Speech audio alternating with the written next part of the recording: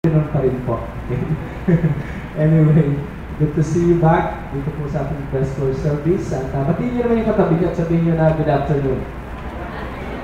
Salamat po. At kung hindi man siya makakite, ngitian niyo na rin po. Okay? Ngayon pong hapon na ito mga minamahal ay magpapatuloy tayo sa ating pong pag-aaral ng kanyang salita. 1 Corinthians chapter 13. 1 Corinthians chapter 13. May mga bagay na ipinapanawa ang Panginoon sa atin sa pagdaan ng panahon at lalo niyang pinapalinaw ang mga buhay po natin sa pamamagitan ng karanasan, sa pamamagitan ng mga turo at higit sa lahat sa kanyang mga salita. Ang ating pong paksa sa hapon na ito ay tungkol po sa clarified values. Yung pong mga malinaw na mahalaga po sa atin. Tignan po natin yung verses 9 to 12. Ito pong 1 Corinthians is the chapter about love. If you want to take the best definition of love in this life, it is found in this chapter. Chapter 13 of 1 Corinthians. Babasahin ko po verse 9 hanggang 12. For we know in part, and we prophesy in part. But when that which is perfect is come, then that which is in part shall be done away. When I was a child, I spake as a child, I understood as a child, I thought as a child. But when I became a man, I put away childish things. For now we see through a glass darkly, but then face to face. Now I know in part, but then shall I know even, as I am known. Let's pray, brothers and sisters, as we rest our time together in the presence of the Lord. Panginoon, maraming salamat sapagkat muli kami magbubukas ng aming puso't isip sa mga salita ninyo na aming pong pag-aaralan. Dalangin namin ang inyong pong pangungusap at pakahulugan sa mga pag-aaral na ito. Ang pag-aaral ng salita ay hindi po daan para kami po ay patuloy na maging matalino lamang, maging mahusay. Ngunit ito'y maging daan para baguhin po ang aming mga puso at isip sa mga pagkukulang po namin at sa mga dapat namin matutunan. Sa hapon na ito, inialay namin ang bahagi ito at ang bawat bahagi ng programa ng aming pananambahan sa inyong pangalan po lamang. Ama, dalangin ko ang inyong patuloy na pangungusap sa bawat isa. Ano man ang mga tinataglay at dinadala ng mga bawat puso. Ang ilan marahil ay merong puot, marahil may mga bighati, marahil may mga kalungkutan, marahil may mga karamdamang emosyon. Marahil, Ama, ay may mga dinadala sa mga karanasang hindi maganda sa mga nagdaang araw. Tulungan niyo sila. At sa paglinang ng banal na Espiritu, dalangin ko, Panginoon, ang iyong pagbibigay ng kaaliwan at kalakasan na amin pong mahuhugot mula sa pag-aaral ng iyong salita. Patawarin niyo kami o amin pong inaamin na kami nagkasala at hindi kami naging sakdal at ganap. Tulungan niyo kami na patuloy niyo kami maguhot. Purihin kayo sa mga makalangit na awitin at sa pakikipisan ng mga kapatiran. Gabayan niyo kami ngayon. Ito ang aming dalangin sa ngalan ng iyong anak na si Jesus na aming tagapagligtas. Amen. Bago po ang lahat ay meron po tayong isang video na nais ko pong ipakita. Marahil yung ilan po sa atin ay napanood na po ito. Pero I just want to introduce our last one to this video.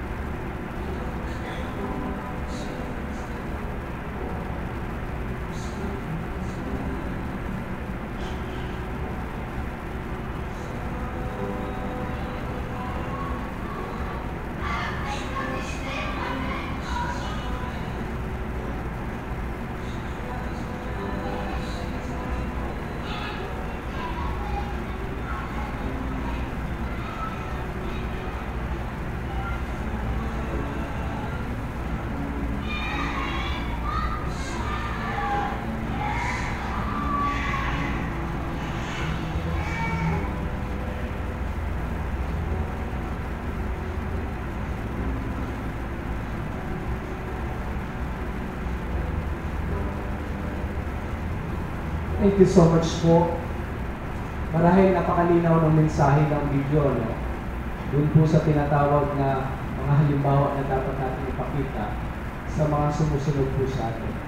I'd like to introduce this lesson by this: virtues are taught, but values are caught. Madali po ang tinatawag na magturo, napakadali po niyan. Pag sinabi natin madali, ay pwede po kasi na magturo tayo ng magturo. Pwede po tayong magbigay ng lahat ng lectures, doktrina, pag-aaral, pero yung pong tinatawag na pinaka-mensahe ng tinuturo natin, ang tawag po dyan yung pinaka-values po natin. Sapagkat yun ang nasasagap, yun ang namamasdan. Sabi nga nila, napakarami nating definitions daw, patulad daw tayo sa demonstration. So, virtues are taught. Pag sinabi natin virtues about life, ito yung mga bait. Ito yung mga tinatawag na mga magagandang mga kaloob na meron po tayo. Now, alam niyo mga minamahal, we need to put more virtues to gain values in life. Sabi nga ni Benjamin Franklin, without virtue in this world, the world is nothing. Kung wala daw bait, walang husay, walang tinatawag na kabutihan, ang daigdig nito ay wala. Sapagat kailangan po natin ng tinatawag na mga kagandahang loob at mga kabaitan na yan. I found in the scripture that it is commanding us to add more virtues. In the book of 2 Peter 1, 5-6, ang sabi po doon sa 2 Peter 5-6, and beside this, giving all diligence, add to your faith virtue, and to virtue knowledge, and to knowledge temperance, and to temperance patience, and to patience godliness. You see, ang banal na salita po ay nagtuturo sa atin na magdagdag daw tayo. Hindi lang ikaw ay maging mabuti, maging maamo ka rin. Hindi lang kayo maging tinatawag na mapagmahal, maging mapag-unawain ka rin. Hindi lang ikaw ay meron pananampalataya, ikaw din naman ay maging may sikap. Hindi pwedeng pray ka ng pray, tapos wala kang ginagawa. Paghapon ka lang sa isang sulok ng bahay, pray ka ng pray, fasting ka ng fasting, but you're not doing something about what's going to be part ng tinatawag na prayer mo. And so, tinuturuan po tayo mga minamahal. Kaya po, kung mayroong mga tinatawag na virtues, saan daw natin tinatawag na matatagpuan ito? Yun po ang tanong. Where do we need to put more virtues in this life? I found out in my studies na mayroong 4 na institusyon na nais po natin laging tignan na nandun po yung mga virtues about life. Now, when I say virtue, ito po yung tinatawag na, of course, na mensahe ng Panginoon sa tinatawag na katuruan ng kanyang kaharian. Now, sabi po dyan, ang unang tinatawag na institusyon na dapat natin puntahan para maglagay tayo ng virtues po ay walang iba kundi ang ating mga tahanan. We need to begin at our homes, sa ating mga tahanan. Sabi nga ng isang quotation, charity begins at home. Kung merong tinatawag na kabaitan at kabutihan na dapat makita po, unang tigit sa lahat sa bahay po yan. Kasi alam nyo, pwede tayo magkaroon ng showmanship dito eh. Magkaroon tayo ng mga pasad.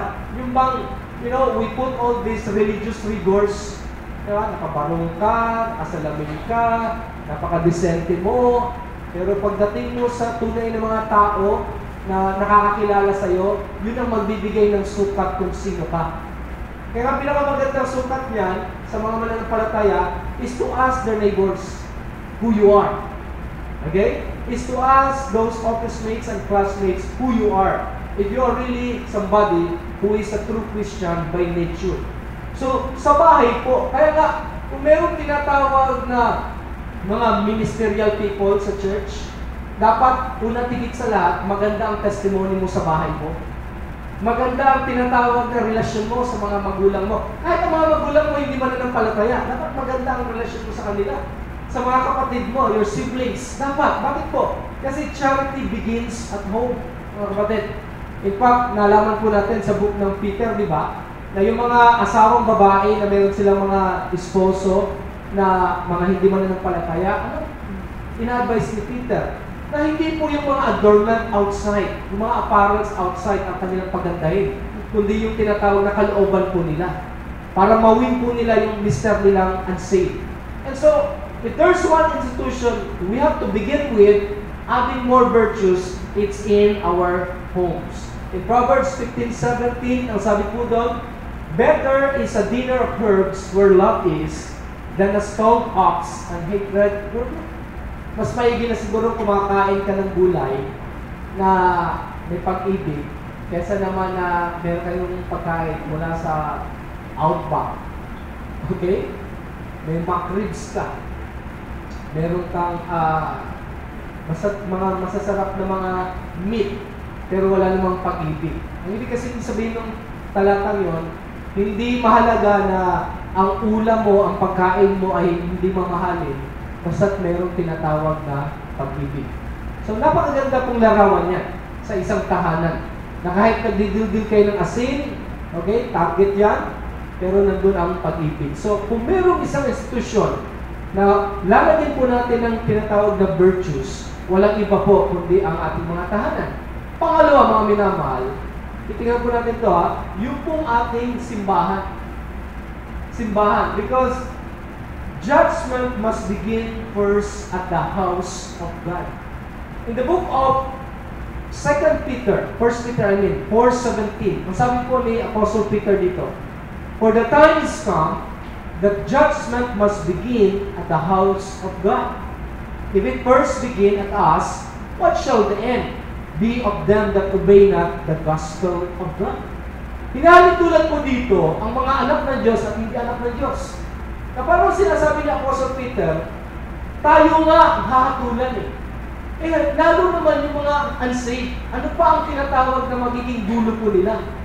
That means that we must be very cautious and we must be very what we call conscientious about our testimonies. Kasi tayo yung unang tinitignan. Di ba sabi nga ni Gypsy Smith, di ba? There are four what we call, di ba? We may be the only Bible that people, there are four Gospels, okay? Matthew, Mark, Luke, John. But those four Gospels, books, people may never read it, but people will read our lives. Because we may be the only Bible that they have para makita nila anong mensahe ng Biblia sa buhay na ito. Bakit po? Kasi yung mga Christians ang unang dapat kakitaan ng tinatawag na what we call halimbawa. And so kung dito sa church na ito ay hindi makita ang love and acceptance, bakit pa ako pupunta sa church na ito? Kung dito sa church na ito ay walang embrace, walang tinatawag na what we call yung love, bakit pa ako mananatili sa church na ito? If this church is condemning and judgmental and legalistic, why would I stay here? I would take myself outside and survive myself, because that's what the world is. Survival of the fittest. You need to preserve yourself first in order to advance in this life. So yung church po ang tinatawag na pinakaliwanag para makita po ang mensahe ng ating Panginoon. Kaya nga ang judgment must begin at the house of God. Because maraming tao ayaw mag-church, maraming tao offended sa church, maraming tao offended sa Christianity, because yan din po ikagagawa ng testimonies ng Christian. People are offended sa mga ministers, sa mga pastors. Meron nga isang church sa, I think it's in Kansas City, na ang pamamaraan, Baptist church po ito. I don't know if you have searched this one in YouTube. And I was aghast with that pastor. He was a Baptist pastor. You know how he condemns homosexual on the street? You know how he broadcasts his hatred with those troops going to foreign land? Ganun yung pastor na yun. Pag nag-preach po siya, coming out from the hell, hindi mo mararamdaman yung pag-ibig na maaaring totoo yung sinasabi niya, pero hindi mo mararamdaman na meron siyang pag-ibig sa sinasabi niya. Katulad po ng aking tinatawag na illustration kaninang umaga, di ba? Na hindi ako makipag-debate doon sa mga ganung klaseng tao na pag nagsalita, para bang hinihiwa ka. Na walang tinatawag na tenderness, na hindi mo masasense at madidiscern ang pag-ibig po nila. Kaya, no wonder, maraming natitisod. Oo, totoo yung sinasabi. Pero the way it had been done, the way it is executed, the way it is being what we call coordinated, it's not in the mirror and reflection of the love and the care of the Bible. So, mga minamahal, kung mayroong virtue, dapat po doon sa tinatawag na tahanan ng Panginoon. Ikaw at ako po yan. Pangatlo po, mga minamahal, yung pong tinatawag na institusyon ng eskwelahan. Kung mayroong tinatawag na virtues na dapat makita, ay sa mga eskwelahan. Now, I have quoted this one most oftentimes. Education without God is chaos. Ang edukasyon na walang Diyos ay magulo po yan. Magulo po yan. I think it was D.L. Moody who said that when a man, okay, being educated and knows how to, what we call to rob, and knows to, what we call, yung bang nanakawin niya, ang tinatawag na rail truck, di ba? Nagnanakaw ng mga bakal sa rail truck. Pag yan ay natuto pa, hindi lang yung rail truck ang nanakawin niya, kundi yung buong tinatawag na system ng railroad na yan. Okay? Pati yung tren na nakawin niya. Bakit? Kasi natuto siya eh. Kaya nga di ba nagsisi si Alfred Nobel nung inimbento niya ang dinamita? Sapagkat yung kanyang tinatawag na inimbento, yung pala'y pupuksa ng maraming tao. Kaya nagkaroon ng Nobel Peace Prize. Because he realized at the end na ang kinreate niya na genius of his mind, of his intellect, ay naging daan para pumuksa ng kanyang kapwa. And so kung meron tinatawag na virtues po, mga kapatid, sa mga eskwelahan, kaya nga po I encourage you, if you are a parent, you send your children to Christian school. Dali niyo po sila. Imagine niyo po, walang oras ang mga anak ninyo sa mga eskwelahan. Okay? Alam niyo, wala namang perfectong eskwelahan kahit Christian school, may mga pagkukulang po yan. Pero ito na lang sasabihin ko sa inyo. Anong pinakamalaking bentahe kapag in-enroll ninyo mga anak ninyo sa Christian school sa hindi Christian school? Okay? Ang unang pinakamalaking bentahe nyo, nandun ang Word of God. Yan po yan. Wala na pong ibang tinatawag na ma-explain. Yung book po ng Bible, yung Bible, nandoon po. Ang minamahal. Kaya pag kinonsider mo ang pera, ang layo ng bahay, ang tinatawag na yung effort, yung sacrifice, alam nyo, pag pinagsama-sama mo yan, in the end, you will really benefit by what we call, by letting your children go to a Christian school. Walang oras siya. Ilan ang mga salitang nasasagap niyan na iba't iba. Ilang musika ang tinatawag na natututunan niyan without the fundamentals and the basic teachings of the Bible. Mga kapatid, napakalaking tinatawag na advantage para sa virtues, para sa tinatawag na moldings and foundation na ang mga anak po natin ay pag-aralin sa mga Christian school, mga kapatid. Huwag nyo ipagpalit ang mga Christian school kung maaari lamang po na kaya yung church natin, mga minamahal, ay itinutuloy kahit na hindi tayo kumikita ng malaking pera. Bakit po? Kasi we believe about the education of the Bible.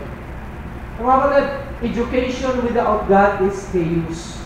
Oo, naging abogado ang anak mo, naging inhinyero, naging nurse, naging doktor. Oo, that's good. But if those professions will never benefit the advancement of God's kingdom, what is that? Ang linaw ng Bible eh. What shall it profit a man if he shall gain the whole world? O sumikat yung anak mo, sumikat yung dalaga mo, sumikat yung tatay mo. He gained the whole world. But he never benefit from advancing the kingdom of God. So education without God is chaos. Kaya po doon sa mga mananampalataya na nandun sa Tugapot at the Peak, di ba? Dapat magamit po sila doon lalo. They should influence more of their faith, their testimony. Ang laking tinatawag na what we call advantage po nun, mga minamahal. So ulitin ko po ulit, kung meron isang lugar na kung saan ang virtue po ay dapat nakikita, yung virtues po na galing po sa Panginoon, it is in school. In 1 Corinthians 1:21, ang sabi po doon, for after that in the wisdom of God, the world by wisdom knew not God. It pleased God by the foolishness of preaching to save them. God believed. Oo, para sa daigdig, kahangalan ng mag-preach. Kaya yung mga Kristiyano na, anong gagawin? 2 o'clock? Magsasaturation? Magta-tracks distribution? Nako! Iinit lang ang, ko dyan. Yung skin ko, napaka-ano naman. Di ba? Mga gano'n? Parang kahangalan. Parang kahangalan na pumunta sa mga fellowship na parang napaka-corny. Ang fellowship ng mga young people, ang corny ng dating, ang layo sa tinatawag na standard ng daigdig. Ganyan po eh. Alam niyo, may mga narinig na ako na what we call yung natuto ba? Napunta sa mga tinatawag na mga highfalutin na mga natuto. At nung natuto, ikinukumpara ang church. Dapat nag-i-inform ang church. Pero nang ikinumpara, nilalait. Church namin, kopong-kopong, hindi nag-i-improve, ganito, ganyan. Let me tell you. Kahit ng daigdig po ay tumalino ng tumalino at nandun sa tugatog, it will never, what we call, see light under the meaning of what the Word of God is telling us. Would never see light. Kahit na ang tinatawag na pinakamagaling na universidad ay nandoon at nadiskubre ang mas maraming planeta, it will never benefit mankind. Let me tell you, intelligence of man has never improved the lives of men inwardly. Kasi di ba? Nakarating na ng buwan ang tao, but did it improve morally ang tao nung nakarating sa... No! That's why, even kapag nandun ka na, babalik ka doon sa tunay na tahanan, tunay na yung basic. Bakit? Kasi yun yung tinatawag na nais ng Panginoon eh. Kaya sabi nga ni Paul dyan, di ba? Ang pangangaral ng salita ng Diyos, kahangalan yan eh. Ano yan eh? Killjoy yan eh. Yan eh parang, sabi niya, it is what we call foolishness to them that would be saved, that believe. Sabi ng Proverbs 9:10, the fear of the Lord is the beginning of wisdom. If there is one true wisdom, it is the fear of the Lord. Yung magkaroon ka ng takot. If you know how to identify what is wrong and what is right. Kaya nga, kung meron ka mang pagkakasala at nahulog ka sa kasalanan at hanggang ngayon ay alam mo na ano yung tama, at least nasa tamang direksyon ka. Pero sa mga tao na hindi na alam ang mali at tama, that's really sad. Yun ang tinatawag sa malungkot. Na hindi ka na sensitive, na hindi ka na tinatamaan, hindi ka na nalulungkot, hindi ka na nare-review. Bakit? Kasi wala na yung fear of the Lord. Another institution po, mga minamahal, is of course the government. The government. The king's throne, or I should say, the one who governs, must be established by righteousness. Proverbs 16:12. Ano po sabi ng Proverbs 16:12? Okay? It is an abomination to kings to commit wickedness, for the throne is established by righteousness. Kaya nga, dapat mabuting pamamahala. Mabuting pamamahala. Kaya mag-pray po tayo ng mga Kristiyano po na tunay na tatawagin ng Diyos sa public service na wala pong vested interest. Now, if you ask me about pastors going to governance sa public, hindi ko po sasagutin yan dito sa pulpit. But I have my own, what we call, position. Okay? If I'm a pastor, I would improve more my pulpit because I'm called as a pastor. Yun po ang aking position in order to advance the kingdom of God. Because I'm a pastor, I'm a preacher. Okay? But I will not, what we call, judge others who want and delve themselves into what we call public governance, and merong tinatawag na what we call motive or intention doon. Pero kung merong tinatawag na lugar, ang virtues po, dapat po yung gobyerno, mga kapatid. Na mag-pray po tayo ng mga leaders na magdadala ng bansa natin para po sa katwiran ng ating Panginoon. Question: what affects the good biblical values today? Ano nakaka-apekto sa mabuting tinatawag na biblical values? What affects? Okay? Ano nakaka-apekto? I'd like to share 3 thoughts. Okay? Number 1 po. Una, yung multiculturalism. Pastor, ano ibig sabihin niya? Ulitin uli natin. Multiculturalism means it's other faith that do not conform to the Bible. May mga, what we call, mga religion, may mga tinatawag na sekta, na tila baga napakaganda, pero it doesn't conform to the Bible. Halimbawa, yung Christian Science. Okay? Christian Science. Ang mga members niyan, sina Tom Cruise, ilang mga Hollywood, what we call na mga personalities yan. Parang ang ganda. Pero Christian Science, Scientology. Basically, ang Scientology po, ito lang teaching yan. That you are a God, and out of you, lahat ng virtues ay pwedeng tinatawag na mag-emanate. Now, that's unbiblical. Okay? Pero parang ang ganda. Parang ang bait nila. Parang ang dating ay maayos. Parang banal. But it doesn't conform to the Bible. Okay? So, may mga tinatawag na other faith. Yung mga tinatawag na nagme-meditate, nag-yoga, may mga tinatawag na mga meditations. Kapag pinakinggan mo si Dalai Lama, the spiritual leader of Tibet, okay? I've been following him. Matagal ko nang tinitignan yan sa YouTube. Ano ba yan eh? Yung mga teachings niya eh. It's not really, wala kong Diyos eh. It's all about enlightenment about self. It's all about nature. It's all about being yung nakakonform sa sarili. And that's not what the Bible is teaching us. Minamahal. So, ito po'y tinatawag na merong what we call halo sa ating pong lipunan. Kaya nakaka-apekto po yan.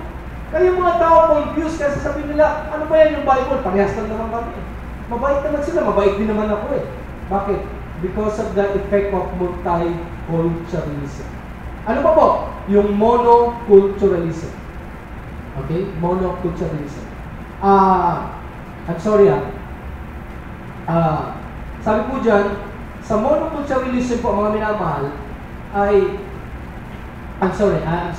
Ang monoculturalism po, yung monoculturalism is other faith that do not conform to the Bible. Ang multiculturalism po, ito yung tinatawag na ecumenism or assimilation of other faith. Sorry for the sa definition po. Okay? Pag sinabi natin what we call monoculturalism po, sabi po dyan, it is the other faith that do not conform to the Bible. But multiculturalism means it is ecumenism, assimilation of other faith. Baliktad po yung definition. I'm sorry for that. Okay? Ibig sabihin po, yung pag sa ecumenism, nagsasama-sama. Di ba yan yung issue ni Rick Warren?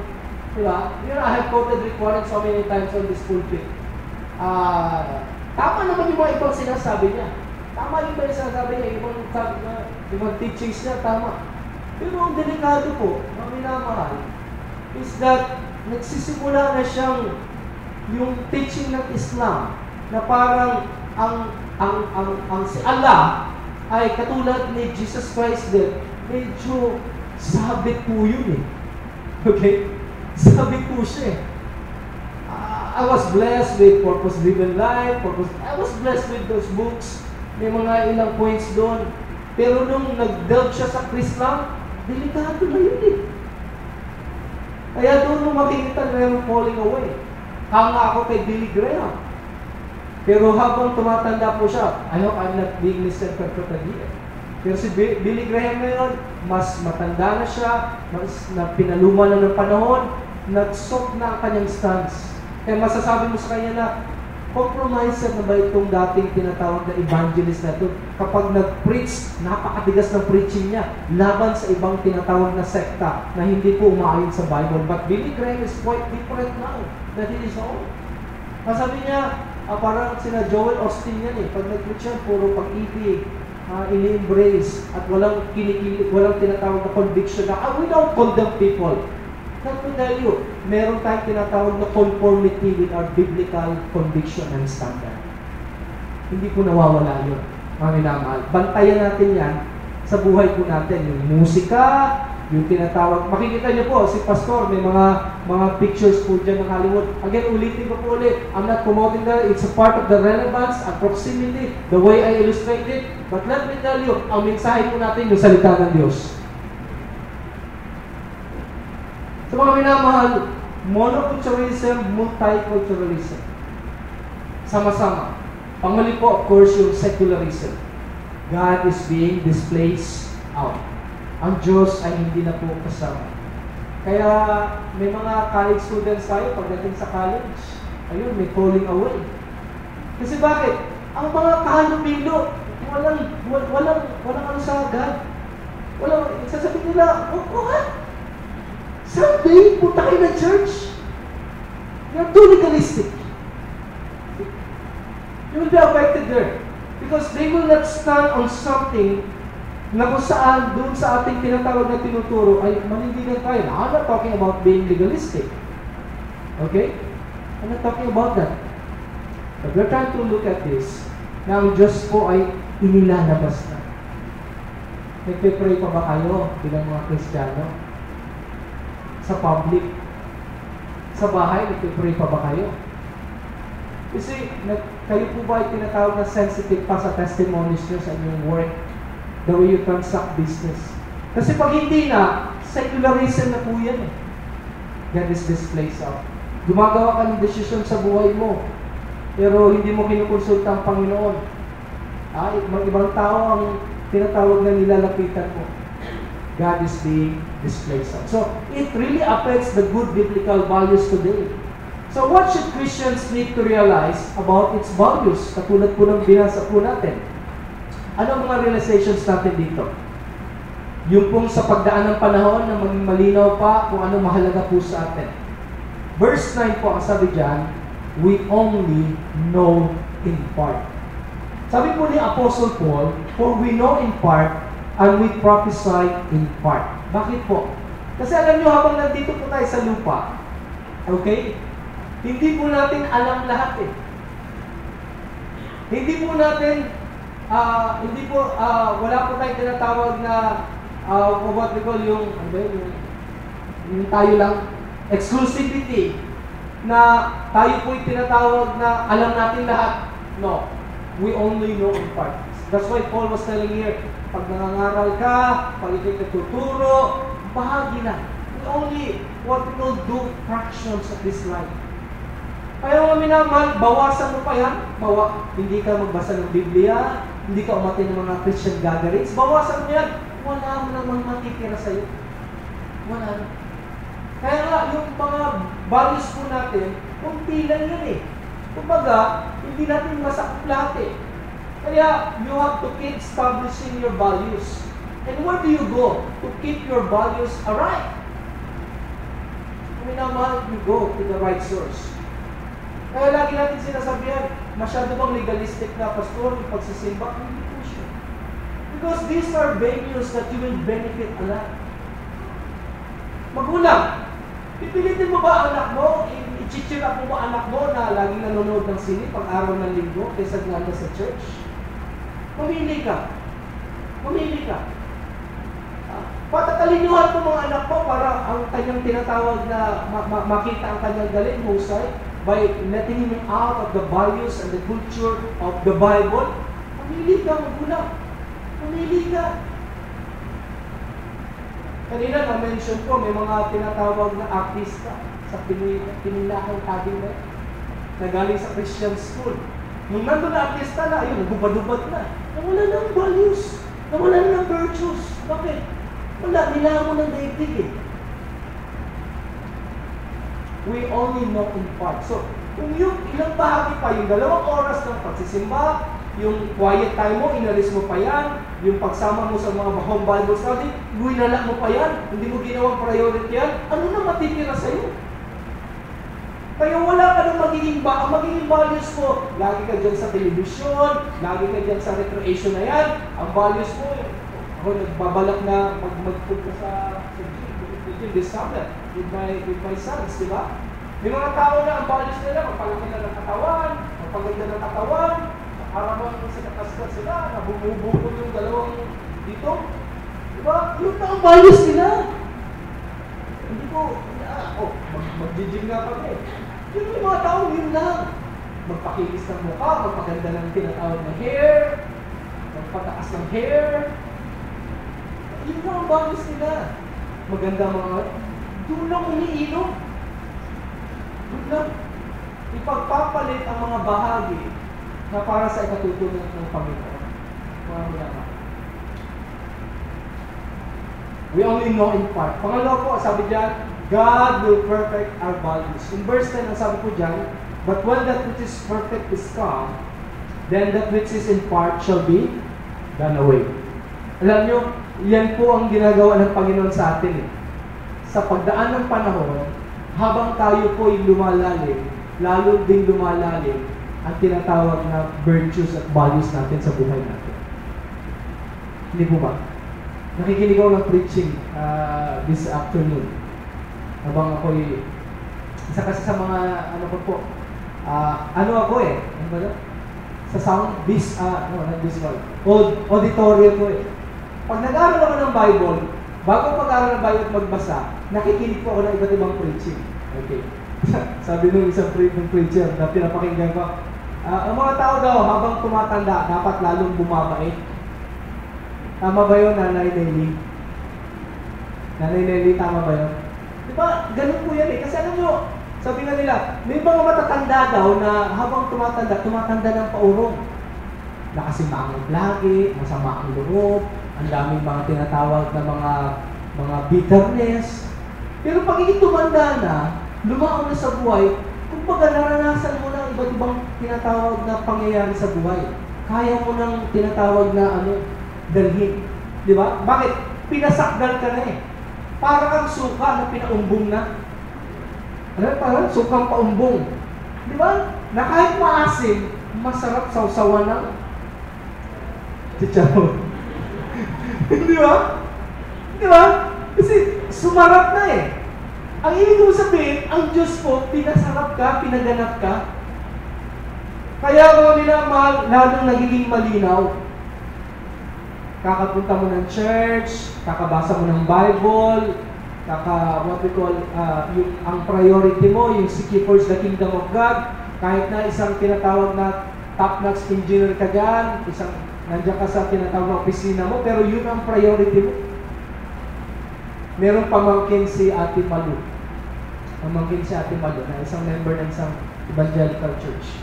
Ang tagal niya pinag-pray, yung kanyang girlfriend. Yung girlfriend niya, other way. Ano yun? Hindi, di ba? Tapos, pinag-pray niya sa small group, ganito, ganyan. Talagang, ginawa ang paraan para masing. In the end po, nag-decide po siya. He quit that relationship. He quit. Okay? Kasi bakit? Pinaganap siya eh. Pinasakdal siya. Mga minamahal, nanindigan po siya doon sa kanyang pananampalataya. Ganun po ang Panginoon natin.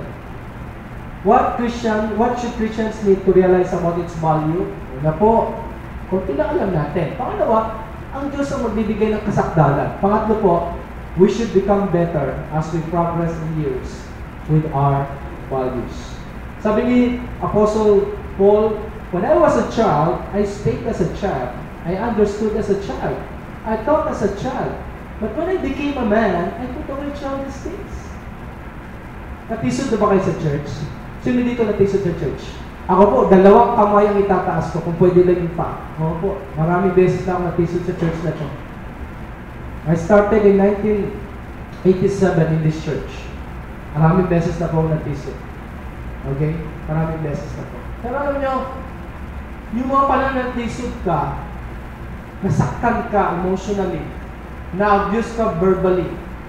Alam mo mga minamahal, kapag ikaw po bineta ka ng Panginoon sa buhay mo, di ba? Yun yung magbibigay sa iyo ng kasakdalan na naunawaan mo eh. Na hindi man siya kaaway, nagkamali din siya, katulad mo rin siya. Kaya nagiging mas labing ka. Hindi dun sa kasalanan ginawa, kundi dun sa tao. Para yung tao ma-realize niya na tunay pala yung pag-ibig ng Diyos, tunay pala yung pag-ibig ni Kristo. Na iba pala ang tunay na Kristiyano.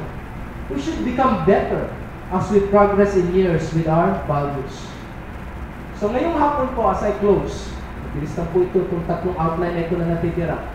How do our values become clarified sa pagdaan ng panahon? Number 1 po, when there is a loss. Ang Diyos po, lalong tinatawag na kanyang pinapalinaw pa kung ano mahalaga sa buhay natin kapag tayo po'y dumanas sa mga pagkawala sa buhay. 2 Samuel 12:18 to 20. This is the story about David when he lost his child nung siya po'y nag-commit ng adultery kay Bathsheba. He really, what we call, begged the Lord. He fasted, he mourned day in, day out. And he wanted the Lord, God, na buhayin po yung kanyang baby. But you know what happened? Kinuha ng Panginoon yung kanyang anak.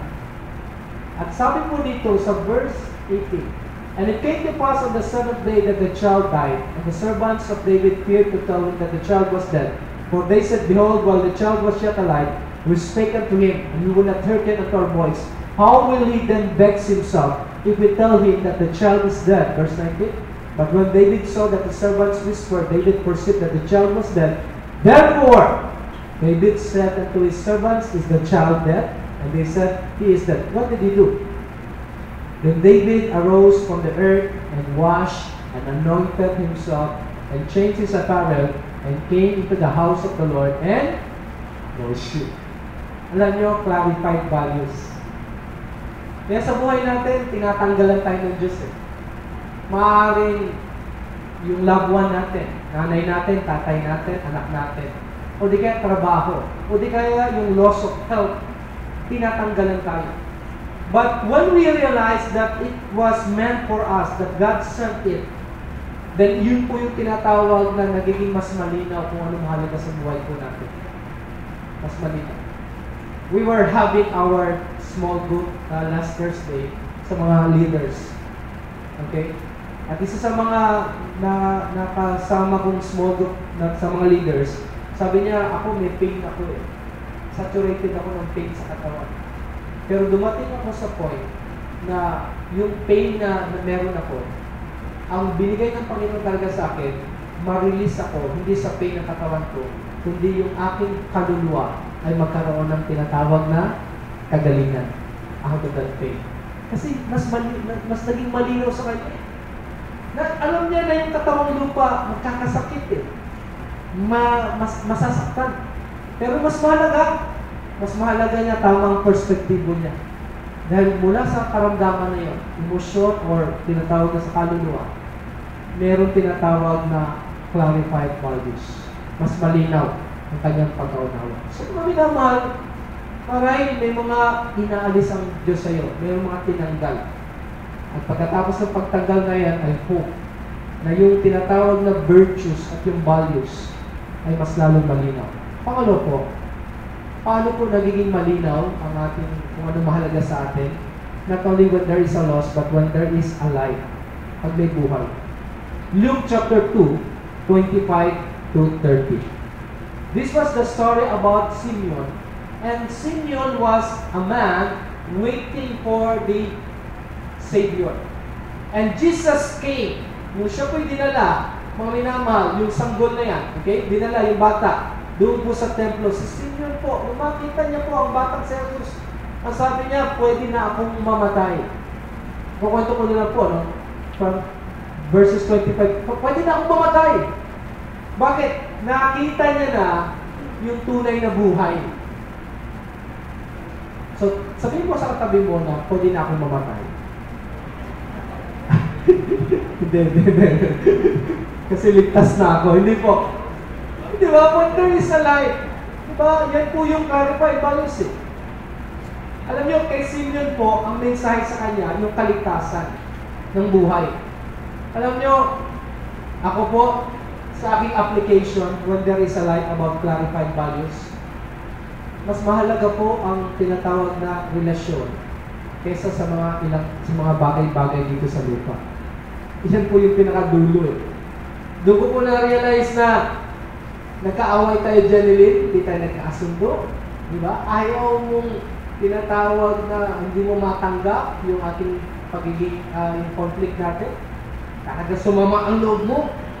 Talagang hindi na ako blessing sa'yo. Di ba mayroon nga gano'n? Kapag tumingin ka sa kapwa Kristiyano mo, hindi blessing sa akin yan. Di ba? Kung hindi po, yung pong buhay natin, yun po yung may halaga sa ating Panginoon. Hindi. Kaya di ba sabi ko sa inyo, kung marami kayong kaaway, bawas-bawasan nyo yan. Para madagdagan yung abuloy ninyo pag kayo namatay. Yung mag-aabuloy sa inyo, naging kaibigan nyo, bawas-bawasan nyo. Diba? Kasi mas malinaw yung meron sa buhay eh. Mahalaga sa'yo. Diba? Hindi yan po yun ang mahalaga sa'yo eh.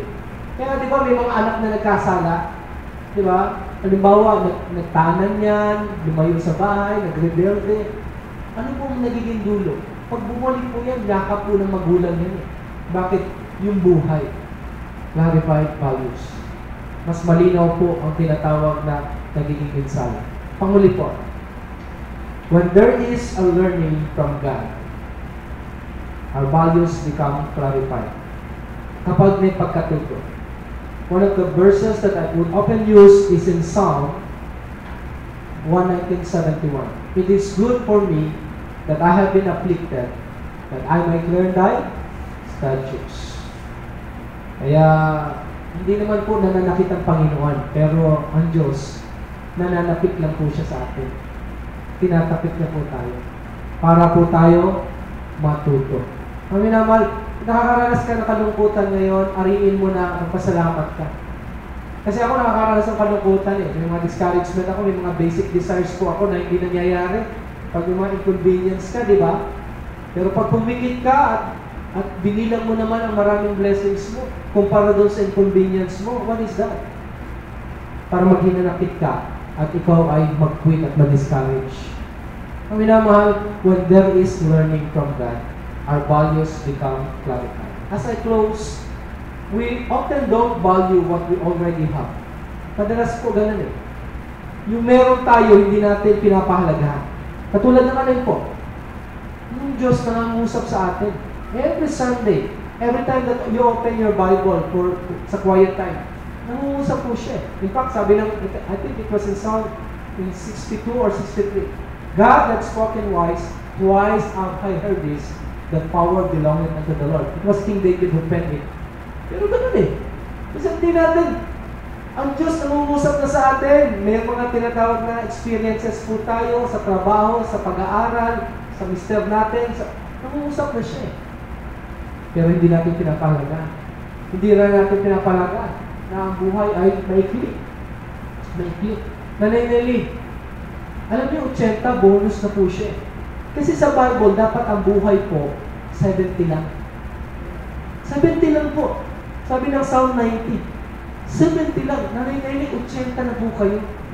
Sobra-sobra na po kayo. Hindi mo si Jonas. Hindi po. Nakakain po ako ng handa ninyo kahapon. Okay? But life is short. Ikli lang. Kahit nasabihin natin 800 years ka pang nabuhay dito, it's still short. Man that is born of a woman is a few days and full of struggle. Pero, kaya ko po, kung meron kayong dapat laging dalawin, magdadalaw kayo, punta ko kayo sa mga ospital, sa mga tinatawag na sementeryo, saka yung mga patay, bukod sa libre, kape, saka biskwit. Ang ganda pang mag-reflect. Ano po? Ang ganda mag-reflect. Kasi pag sumilip ka doon, isipin mo, ikaw yung nandoon. So, nananakot ka pa, so hindi. I always do that. Every time I do my funeral service. When I look at the casket, I look at myself there. Bakit? Kasi yun ang nagbibigay sa akin ng hope na mas gawin ang tama, kung may struggle man ako, may makahinaan ng pagkukulang, nagbibigay sa akin na, Lord, you wake me up on this. Bakit po? Maikli ang buhay.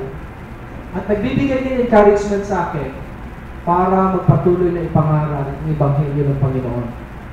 Life is short. Panghuli po, libre lang po ang Ebanghelyo. The Gospel is free. Nag-preach si Preacher Noel nung Thursday. Sabi niya, magbigay ng tracts, yung mga pamamaraan para ipangaral. The Gospel is free. The Gospel is free. Magkakaroon tayo ng first small group celebration this coming Sunday. Malaya po ang tao para makarinig. Ang gagawin mo lang, mag-imbita ka lang. Sumama ka sa mga ganitong ministries para ikaw ay maging channel of blessing using the ministry of the church because you're a member of this church. So the gospel is free, but we don't often value what we already have. Until there is a loss, there is a life, and there is a learning. May the Lord bless us tonight, clarify values. Tayo po'y manalangin. We come to your presence, dear Father, admitting that we are less, admitting our nothingness, unless you fill us with your cup. We cannot comprehend everything that would happen and that had happened.